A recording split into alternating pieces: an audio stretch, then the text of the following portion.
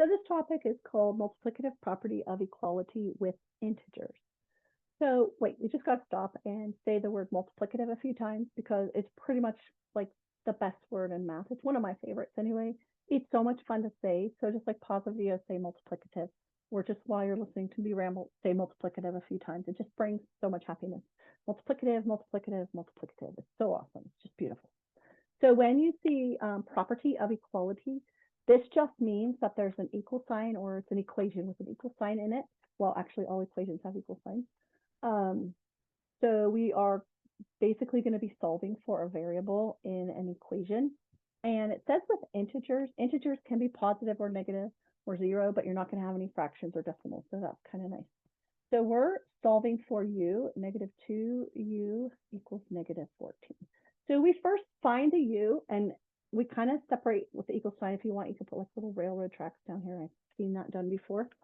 So we see that negative 2u on the left side of those tracks or of the equal sign. That's where we want to focus. That negative 2 is being multiplied by u. We want a 1u. We want it to be 1. So when you multiply a number, if you divide by that number, you get 1. So negative 2 divided by negative 2 is 1. So we'll be left with u on this side. And the thing is, we can't just willy-nilly divide one side of the equation by a number. We have to do both sides. So we're going to divide negative 14 by negative 2. Because they're both negative, the answer is going to be positive. And then we just do 14 divided by 2, which is 7. So our u in this case is 7.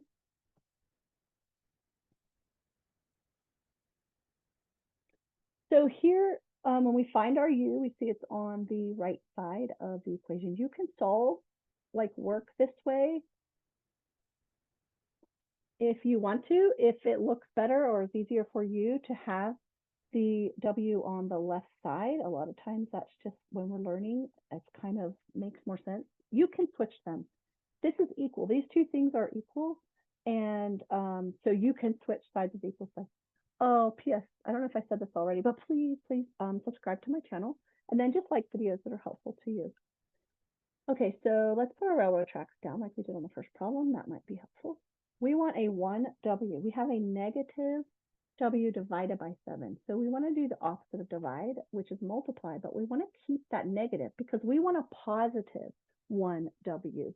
And we need to have two negatives multiplied together to get that positive 1. So when we multiply by negative 7, this will become a positive 1. So we're going to do negative 7 times 56. I don't have my calculator here, so let's just times this together. So it's going to be a negative number because the 7 is negative 392. So hopefully I did my math right. Negative 392. We'll check it. Perfect. Okay, let's do one more for kicks and giggles. So let's solve this one, leaving the v on the right side. Let's just get a little uncomfortable maybe here. So we have our variable on the left, which is okay. We are trying to solve for the v, so we kind of want to focus on that 9v. We have 9v's. We want 1v, so we're going to divide by 9, but we have to do both sides. So this is going to give us 1v, and negative 27 divided by 9 is going to be negative, is going to be negative 3. So v is equal to negative 3, and that's the end of the lesson.